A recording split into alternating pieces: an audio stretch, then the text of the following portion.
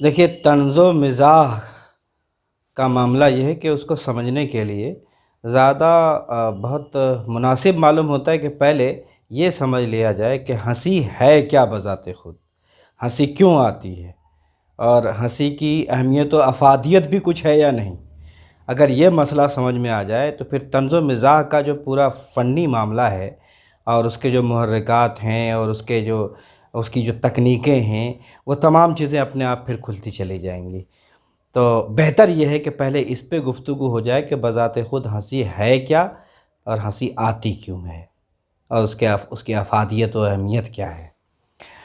بہت سی باتیں ہیں اس سلسلے میں، لیکن پہلے سب سے بنیادی بات میرے خیال میں یہ ہے کہ آپ دیکھیے کہ ریسرچ کے مطابق جو سائنسی ریسرچز سامنے آئی ہیں، صرف دنیا میں دو مخلوقات ایسی ہیں جن کو ہنسی آتی ہے، ایک انسان اور ایک مچھلی ہے، ڈولفن۔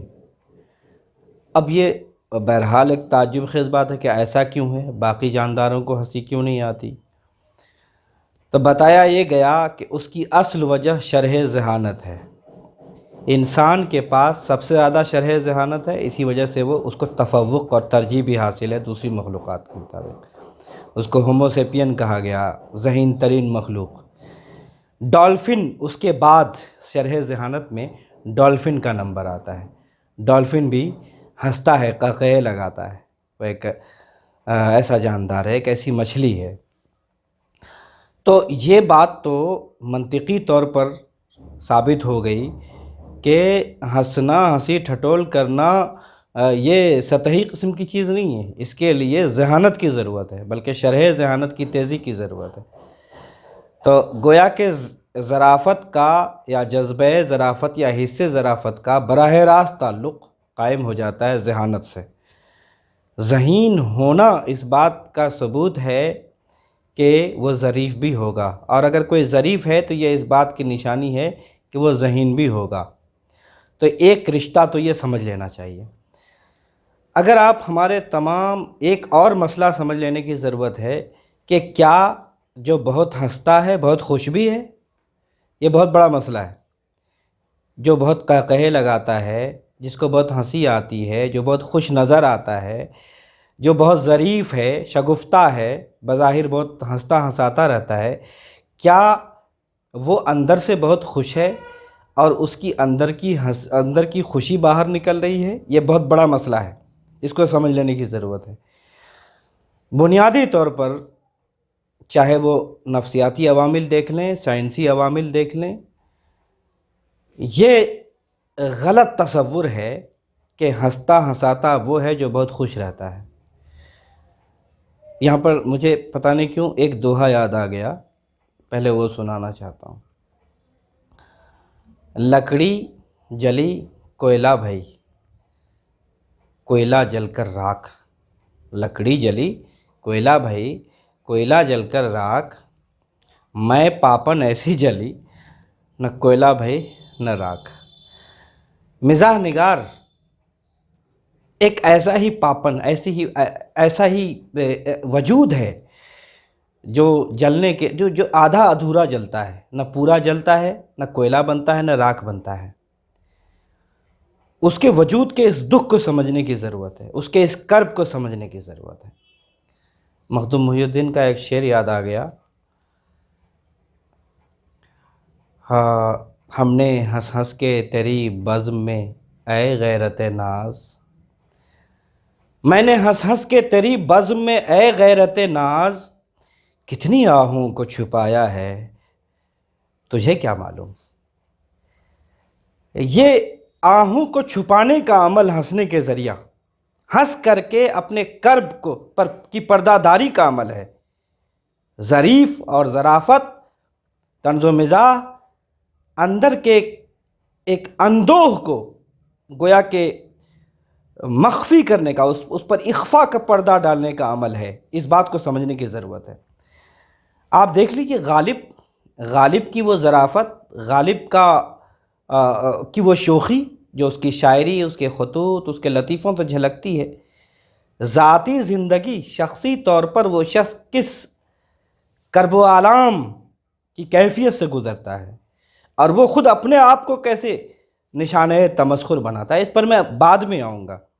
لیکن اصل سمجھنے کی ضرورت یہ ہے کہ یہ عجیب عمل ہے، مزاح کا عمل، ظرافت کا عمل۔ اس کو شاید اس طرح سمجھا جا سکتا ہے کہ کولر ہے، شدید گرمی کے موسم میں لو چل رہی ہے، اور کولر سے یا اے سی سے آپ کو راحت بخش، فرحت بخش ٹھنڈک ملتی ہے، ہوا ملتی ہے، جس سے آپ کو سکون ملتا ہے۔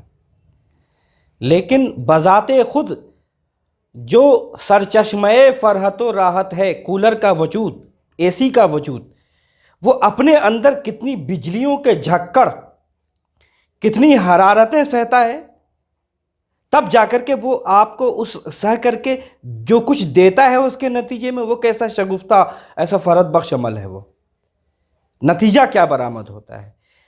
بالکل ہو بہو یہی کیفیت ایک ظرافت نگار اور ایک مزاح نگار کی ہوتی ہے۔ اپنے اندر حیات و کائنات کی تمام تلخناک، زہرناک، گویا کہ وہ تمام زہر کی تلخیوں کو اپنے وجود میں جذب کرتا ہے، اور آپ کو فرحت اور نشاط کا سامان آپ کے لیے کرتا ہے، باغ و بہار کیفیت پیدا کرتا ہے۔ تو بنیادی طور پر طنز و مزاح کے اس عمل کو سمجھنے کی ضرورت ہے۔ جب ہم بڑے بڑے فلسفیوں، سائنسدانوں اور نفسیات دانوں کے ہاں دیکھتے ہیں کہ انہوں نے کیا کیا اس کے بارے میں اپنی اپنی رائے دی ہے، تو بہت دلچسپ عمل نظر آتا ہے کہ ہنسی کیوں آتی ہے، ہنسی ہے کیا، ہنسی کی افادیت کیا ہے۔ بہرحال سب سے پہلا نام ارسطو کا آئے گا۔ ارسطو بنیاد ہے۔ ارسطو نے بہت دلچسپ بات کہی ہے۔ اس کا کہنا ہے، یا طرب کے حوالے سے جو انہوں نے گفتگو کی ہے، علم اور طرب، کہ مضحک ہونا، کسی چیز کا مضحکہ خیز ہونا، بذات خود یا فی نفس ہی دراصل اس بات کی علامت ہے کہ اس میں کوئی نہ کوئی بدی چھپی ہوئی ہے، کوئی نہ کوئی خامی چھپی ہوئی ہے، اور وہ خامی جب اجاگر ہوتی ہے، سامنے آتی ہے، تو سامنے والے کو ہنسی آ جاتی ہے۔ انہوں نے مثال دی کہ ایک بھانڈ ہے، ایک مسخرہ ہے، چہرہ بگاڑ کر کے آتا ہے، ہنسی کیوں آتی ہے؟ چونکہ اس نے اصل کے ساتھ کھلواڑ کا معاملہ کیا، اصل کو بگاڑا، اس میں برائی پیدا کی، خامی پیدا کی، تو اس نقال، اس بھانڈ، اس مسخرے کو دیکھ کر کے ہنسی آ جاتی ہے۔ تو اس نے اس کی روح دریافت کی کہ گویا کہ مضحک ہونے کی تہ میں برائی کا ہونا شامل ہے، بدی کا ہونا شامل ہے، بگاڑ کا ہونا شامل ہے۔ تھامس ہابس ایک برطانوی فلسفی ہے، اس نے اسی بات کو آگے بڑھایا ہے۔ اس کا کہنا ہے کہ ہنسنے والا، اب وہ دوسرا عمل، ارسطو کے مقابلے میں برعکس عمل، ہنسنے والے کی نفسیات، وہاں تو ہنسی کیوں آتی ہے، اب یہاں ہنسنے والے کی نفسیات بیان کرتا ہے تھامس ہابس۔ وہ کہتا ہے کہ ہنسنے والا ایک قسم کا جذبہ افتخار، جذبہ فخر محسوس کرتا ہے، اور احساس برتری کا شکار ہوتا ہے۔ جو کچھ وہ دیکھ رہا ہے، وہ اس میں اس کو اپنے مقابلے میں کوئی عیب، کوئی خامی، کوئی کمی نظر آتی ہے، اس صورتحال پر وہ ہنستا ہے۔ گویا اس کو کہیں نہ کہیں اپنے اندر یہ فخر ہے کہ میں اس سے بہتر ہوں، برتر ہوں، کسی نہ کسی طور پر۔ تو ہابس ہنسی کے پیچھے اس گویا کہ کیفیت کو دریافت کرتا ہے۔ کانٹ ایک بہت بڑا جرمن فلسفی ہے، اس کا حوالہ بہت آتا ہے۔ اس نے اس سے آگے، تھامس ہابس سے بھی آگے کی ایک بات کہی ہے کہ دراصل ہنسی اس وقت آتی ہے جب کوئی چیز ہوتے ہوتے، وجود پذیر ہوتے ہوتے اچانک رک جائے یا نامکمل رہ جائے، ہوتے ہوتے رہ جائے، خلاف توقع ہو جائے۔ آپ چاہتے کچھ تھے، توقع کچھ وابستہ تھی، اور ہو کچھ گیا، تو ایسی صورت میں ہنسی آتی ہے۔ مجھے لگا کہ کانٹ یہ کہنا چاہتا ہے کہ یہ عمل گویا ایسا ہے کہ کھودا پہاڑ نکلی چوہیا، تو ایسی صورت میں ہنسی آ جاتی ہے، ہوتے ہوتے رہ جانا، اور کچھ سے کچھ نکل آنا، تو یہ خلاف توقع جب کچھ ہوتا ہے تو ہنسی آ جاتی ہے۔ لیکن کانٹ کے اس خیال میں ذرا سی ایک کمی مجھے محسوس ہوتی ہے، وہ یہ کہ ہر وہ چیز، ہر وہ صورتحال جو ہوتے ہوتے رہ جائے یا خلاف توقع ہو جائے، ہمیشہ ہنسی نہیں آتی ہے۔ کبھی کبھی انسان کرب میں مبتلا ہوتا ہے، کوئی ایسی دردناک صورتحال پیش آتی کہ ہم نے سوچا کچھ اور تھا، ہو کچھ اور گیا۔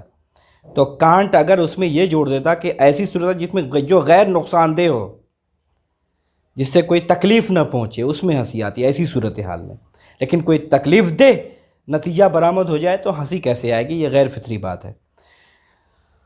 شوپنہار، جن کو بہت بڑا قنوطی کہا گیا ہے، اور گویا کہ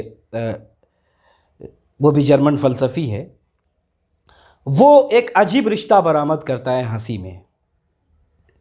وہ کہتا ہے کہ ایک چیز ہے تخیل اور ایک چیز ہے حقیقت، اور دونوں ایک دوسرے کا برعکس ہے۔ کبھی بھی تخیل اور حقیقت کے درمیان ہم آہنگی کا رشتہ بہت کم برآمد ہوتا ہے، ہمیشہ برعکس رشتہ ہوتا ہے۔ آدمی سوچتا کچھ ہے اور حقیقی دنیا میں کچھ اور ہوتا ہے۔ تو اس کا کہنا ہے کہ یہ جو غیر ہم آہنگی ہے دونوں کے درمیان، بے جوڑ پن، بے میل پن تخیل اور حقیقت کے درمیان، تو اس سے ہنسی ظہور پذیر ہوتی ہے، اور انسان ایسی صورتحال میں ہنس پڑتا ہے۔ اس نے حقیقت اور تخیل کے درمیان بے جوڑ پن، بے میل پن سے جو چیز ظہور میں آتی ہے، تو اس صورتحال کو نام دیا کہ اس سے ہنسی آتی ہے۔ برگساں ایک بہت بڑا فلسفی ہے، وقت کا فلسفہ، فلسفہ زمان و مکان اس کا بہت مشہور ہے۔ انہوں نے بھی ہنسی کیوں آتی ہے، ہنسی کیسے آتی ہے، ہنسی کیا ہے، ان بنیادی سوالات پہ غور کیا۔ وہ ایک اور نتیجہ برآمد کرتا ہے، وہ کہتا ہے کہ زندگی تو دراصل ایک لچک ہے، ایک تحریک ہے، ایک حرکت ہے، ایک عمل ہے۔ اس میں جمود نہیں ہے، ٹھہراؤ نہیں ہے، اور کوئی میکینکی عمل نہیں ہے، یہ فطری عمل ہے۔ اس کا کہنا ہے کہ ہنسی کب کم نمودار ہوتی ہے، ہنسی کب آتی ہے کہ جب اس بہاؤ میں، اس تسلسل میں، اس تحرک میں، اور اس عمل میں جو انسان کی زندگی میں جاری ہے، فطری ارتقاء، ٹھہراؤ آ جائے، جمود آ جائے، میکانیکیت کا شکار ہو جائے، تو ایسے وقت میں اس جمود پر، اس ٹھہراؤ، اس نقالی پر، اس میکانیکیت پر، مشینیت پر ہنسی آ جاتی ہے۔ یہ عجیب صورتحال ہے، اس کو ظاہر ہے بعد میں بھی اس پر تفصیلی گفتگو ہو سکتی ہے، لیکن سب سے زیادہ سائنسی نظریہ، ان تمام نظریات میں سب سے زیادہ ریسرچ بیسڈ کہنا چاہیے، محققانہ نظریہ جو ہے ہنسی کے سلسلے میں، وہ نفسیات کے بانی، علم نفسیات کے بانی سگمنڈ فرائڈ کا ہے۔ انہوں نے ایک بہت منظم اور منضبط، باضابطہ تھیوری دی ہے ہنسی کے سلسلے میں، ایک نظریہ قائم کیا ہے، اکانومی آف سائیکک ایکسپینڈیچر، بچت۔ اس کا کہنا ہے کہ ہنسی آتی ہے آپ کے پاس جتنے جذبات ہیں، انسان جذبات کا مجموعہ ہے، خوف کا جذبہ، خوشی کا جذبہ، غم کا جذبہ، غصے کا جذبہ، جوش کا جذبہ، بہت سے جذبات ہیں انسان کے پاس، جنسی جذبات۔ تو انہی میں سے کسی جذبے میں جب بچت ہو جاتی ہے تو وہ بچت ہنسی کی شکل میں باہر آتی ہے، اخراج ہوتا ہے اس کا، اس بچت کا، اکانومی آف سائیکک ایکسپینڈیچر، جو نفسیاتی خرچ ہے، اس میں جب بچت ہو جاتی ہے تو وہ بچت ہنسی کی شکل میں نکلتی ہے۔ وہ بہت سائنٹیفک نظریہ انہوں نے قائم کیا ہے۔ مثال کے طور پر انہوں نے 4 حصوں میں تقسیم کیا ہے اس کو۔ ایک کو نام دیا بے ضرر لطائف، اس میں الگ قسم کی بچت ہوتی ہے جذبے کی، ایک الگ جذبے کی بچت ہوتی ہے۔ ایک افادی لطائف، اس میں الگ جذبے کی بچت ہوتی ہے۔ اس کے علاوہ مضحک صورتحال، اس میں الگ جذبے کی بچت ہوتی ہے۔ اور خالص مزاح، اس میں الگ جذبے کی بچت ہوتی ہے۔ بے ضرر لطائف، اس میں معصومیت ہوتی ہے، انسان جو ہے بہت پختہ اور بالغ نظر ہو گیا ہے، لیکن بچپن اس سے جاتا نہیں ہے، وہ بچپن کی طرف لوٹنا چاہتا ہے۔ معصومانہ حرکتیں بھی کرتا ہے، معصومانہ باتیں بھی سنتا ہے اور پہ ہنستا بھی ہے۔ تو اس میں کون سی بچت ہوئی جس کی وجہ سے اس کو ہنسی آئی معصومیت میں؟ اس میں بچت ہوئی بہت زیادہ جو سنجیدگی کا ایک ماحول بنا ہوا تھا، تو اس سنجیدہ جذبے میں جب ایک بچت ہو گئی تو وہ بچت نکلی ہنسی کی صورت میں، بے ضرر لطیفے میں۔ معصومیت کی وجہ سے سنجیدگی کی فضا جو درہم برہم ہوئی، تو سنجیدگی میں جو بچت ہوئی، سنجیدگی کا جذبہ جو حاوی تھا اس میں جو بچت ہوئی، اس کی وجہ سے ہنسی آئی۔ اس کے بعد افادی لطائف کی بات کرتا ہے کہ افادی لطیفوں میں کیوں ہنسی آتی ہے۔ مثال دی اس نے کہ انسانی ذہن گویا کہ تین حصے ہیں اس ذہن کے: شعور، لاشعور اور تحت شعور۔ لاشعور میں تمام وہ چیزیں جمع ہیں جس کی اجازت نہ سماج دیتا ہے، نہ تہذیب دیتی ہے، نہ مذہب دیتا ہے، نہ اخلاق دیتا ہے، نہ قانون دیتا ہے۔ مثلا جنسی جذبات کا اظہار ظاہر ہے سماج میں کھلے عام نہیں کیا جا سکتا، قانون اس کی اجازت نہیں دیتا، کھلے عام نہیں دیتا، مذہب اور اخلاق میں بھی بندش ہے۔ تو وہ لاشعور میں وہ جذبہ پڑا ہوا ہے اور اپنی تمام تر توانائیوں کے ساتھ وہ وہاں پڑا ہوا ہے بالکل، اور کھول رہا ہے وہ جذبہ۔ اسی طرح کہا کہ تحت شعور تو دراصل وہی لاشعور کا جذبہ باہر نکلنا چاہتا ہے، تو جواز کے لیے کچھ چیزیں وہ پردہ اوڑھ لیتا ہے، لباس یا کچھ چیزیں بنا لیتا ہے، جیسے فنون لطیفہ کا سہارا لے لیتا ہے، مصوری، موسیقی، شاعری وغیرہ وغیرہ۔ اور شعور میں آ کر کے وہ چیزیں رہتی ہیں جو معروفات ہیں، جس پر کوئی روک ٹوک نہیں ہے سماج میں، نہ قانون میں، نہ مذہب میں، نہ اخلاق میں، نہ تہذیب میں، تو وہ چیزیں شعور میں ہیں۔ اب وہ یہ کہتا ہے کہ وہ جذبہ جو جنسی جذبہ شدت کے ساتھ تھا، اس کے اظہار کی اجازت نہیں ہے، لیکن وہ کرتا کیا ہے کہ جب لطیفے کی صورت اختیار کرتا ہے وہ جذبہ، تو ایک لباس اس نے پہن لیا، اب اس کو باہر آنے کی اجازت مل گئی، تحت شعور کے ذریعے شعور میں آنے کی۔ تو وہ جو شدید جذبہ، جنسی جذبہ جس میں بچت ہوئی، وہی بچت، جذبے کی شدت کی بچت گویا ہنسی کی صورت میں نمودار ہو گئی۔ اسی طرح وہ کہتا ہے مضحک صورتحال۔ مضحک صورتحال کی سب سے اچھی مثال یہ ہے کہ گویا کہ اچانک کسی شخص نے بہت عزم باندھا کسی کام کے لیے، لیکن پتہ چلا کہ کام کرتے ہوئے اس کے مقابلے میں 1% عزم کی بھی ضرورت نہیں تھی، وہ بغیر عزم کے ہو سکتا تھا۔ مثلا اب ہمارے ذہن میں بیٹھا ہوا ہے کہ یہ میز یہاں سے وہاں کرنے میں بہت طاقت کی ضرورت ہے، لیکن جب ہم نے یوں اٹھایا تو دیکھا ارے ہمیں تھا کہ یہ لکڑی کا اور بھاری بھرکم ہے، لیکن کسی وجہ سے وہ کاغذی میز ہے اور یوں ہی اٹھ گیا وہ، تو وہاں اچانک آپ کو ہنسی آ جائے گی، کیونکہ جو عزم باندھا تھا آپ نے۔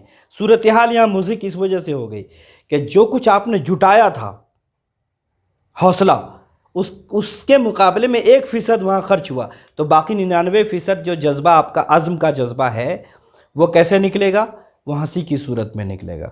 اور ایسی بہت سی مثالیں ہیں۔ خالص مزاح میں کیا ہوتا ہے؟ خالص مزاح کا معاملہ یہ ہے کہ مثال کے طور پر ہمدردی کا جذبہ فطری ہے۔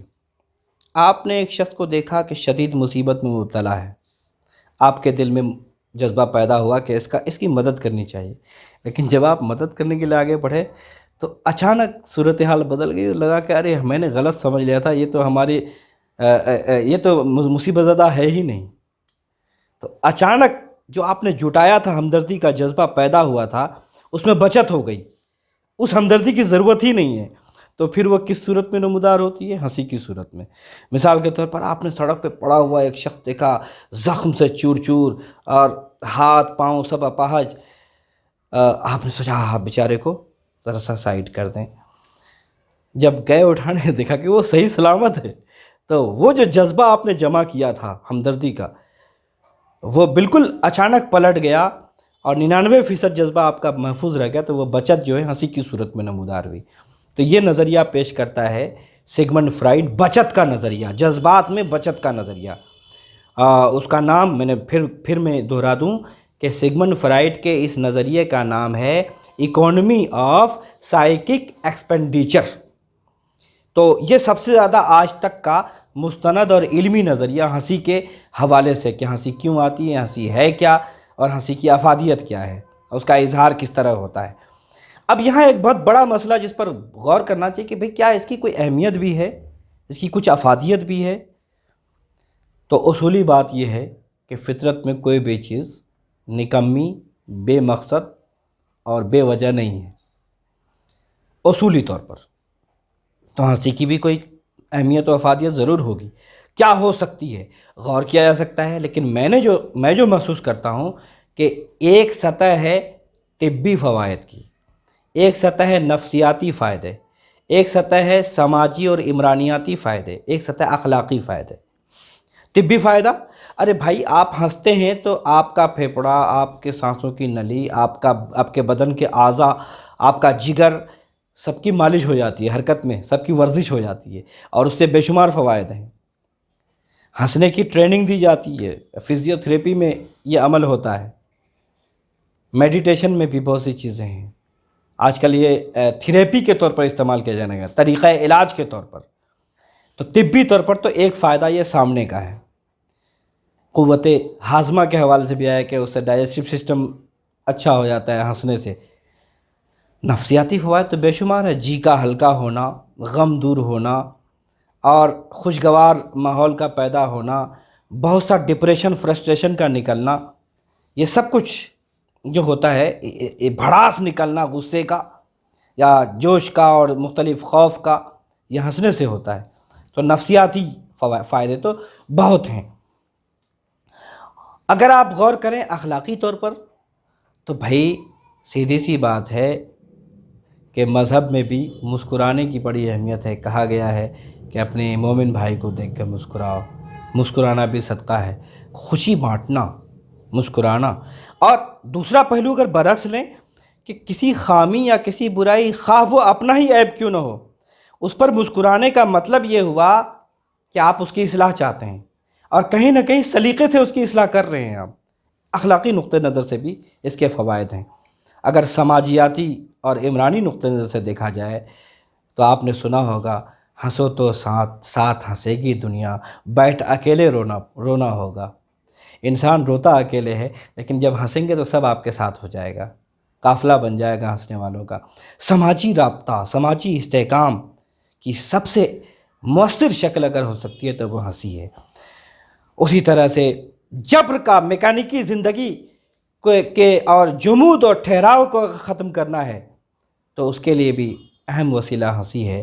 اور بھی بہت سے شکست خواب، ایک آخری پوائنٹ میں عرض کرنا چاہوں گا، انسان خوابوں کا مجموعہ ہے، آرزو تمناؤں کا مجموعہ ہے۔ اگر خواب ٹوٹ جائے تو انسان ٹوٹ جائے گا، اور وہ زندگی سے ہاتھ بھی دھو سکتا ہے۔ ایسی صورت میں کوئی چیز آپ کو اس سے نجات دلا سکتی ہے تو وہ شگفتگی، ظرافت اور ہنسی ہے۔ اپنے آپ کو نشانہ بنایا غالب نے، خوب چاہتے ہیں خوب رویوں کو اسد، آپ کی صورت تو دیکھا چاہیے۔ مجھے بھی بی اے کے زمانے کا ایک شعر، اپنا وہ مقطع یاد آ گیا ایک غزل کا، خالد جو اپنی شکل آئینے میں دیکھتے، ہرگز کبھی نہ کہتے کہ گلفام چاہیے۔